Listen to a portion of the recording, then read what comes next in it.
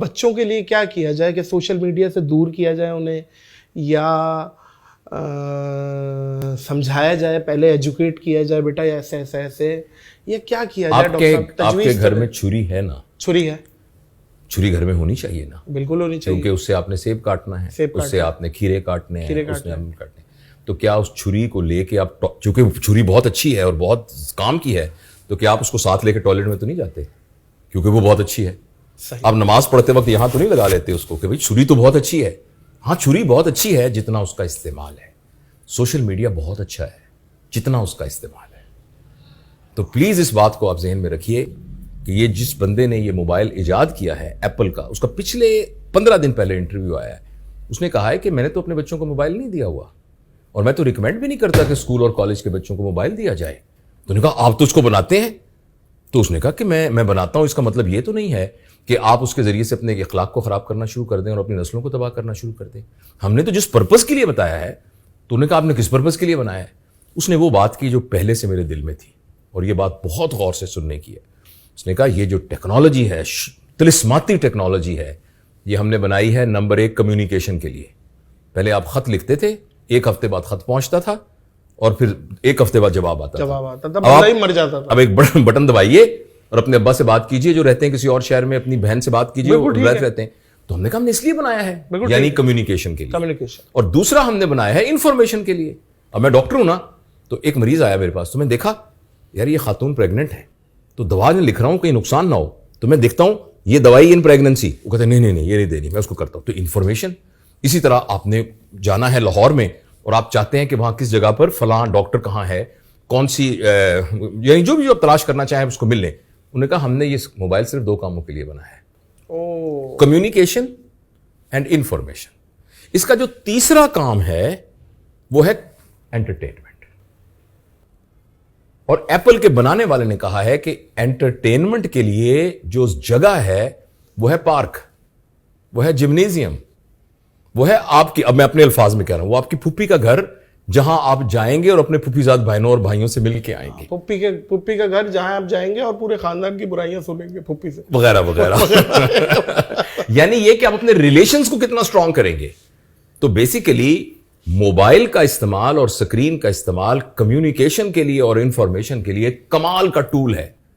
Entertainment کے لیے اگر ہم اس کو استعمال کریں گے تو نادر میں آپ کو پوری ذمہ داری کے ساتھ سائنٹیفک بیک گراؤنڈ کی بنیاد پر کہہ رہا ہوں، اگلے 10 سالوں میں ہمارے ہاں وہ نسل پیدا ہو جائے گی جو کہ ویسٹ میں اب اس کا اظہار ہونا شروع ہو گیا ہے، جو بچے ڈپریشن کا شکار ہوں گے، جو انزائٹی کے مریض ہوں گے، جن کے اندر سوئسائڈل ٹینڈنسیز ہوں گی.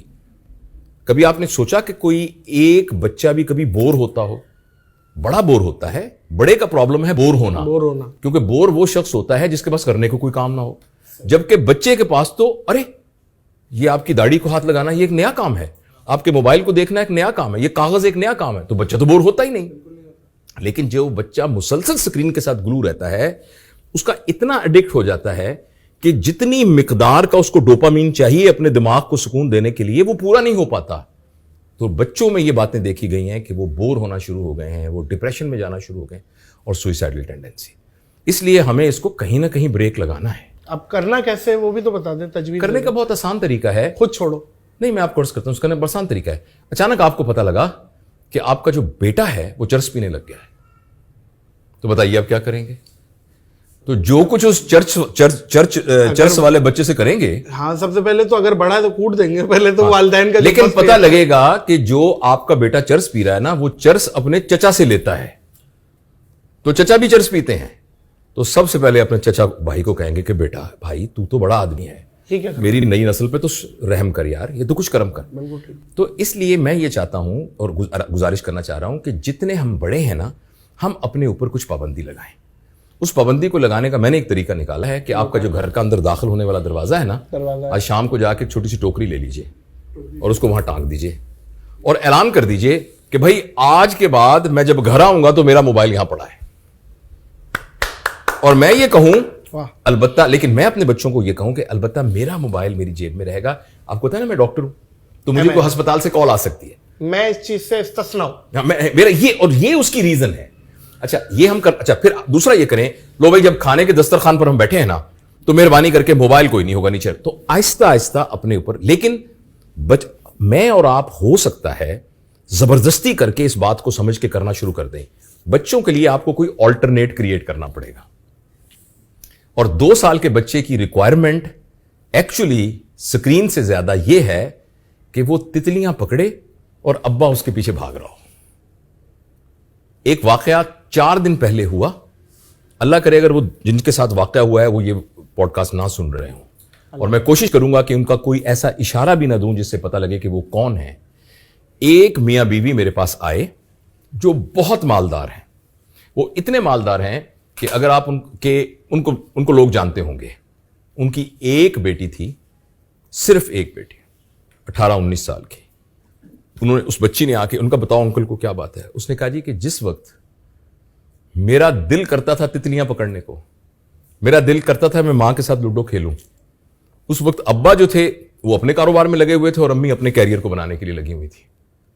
اب میری زندگی کے وہ 5 سال کہاں ہیں جو آپ نے ضائع کیے. تو اس لیے یہ بہت ضروری ہے کہ جو ہمارے بچے ہیں ان کے ساتھ ہم فزیکل انٹریکشن کریں, ان کو ہم ان چیزوں کے ساتھ ایکسپوجر دیں جس کا قدرت کے ساتھ تعلق ہے. تو پھر یہ انشاءاللہ عزیز اس کے مضر اثرات نہیں ہوں گے.